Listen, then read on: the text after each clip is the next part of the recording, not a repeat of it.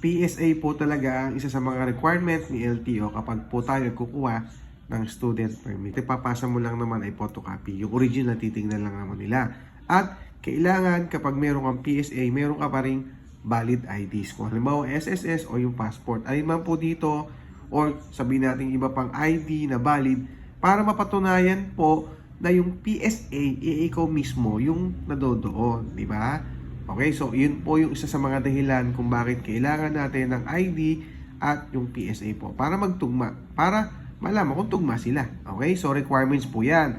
PSA, valid IDs, TDC, syempre may medical, kailangan yung medical, at syempre yung pambayad, sabi nga nung kaibigan natin na si Joel, Elomina, ayan, kailangan syempre ng pambayad para tayo makakuha ng student permit. Kapag naman po minor, kailangan po yan ng parent consent. 16 years old, pwede na kumuha po ng student permit.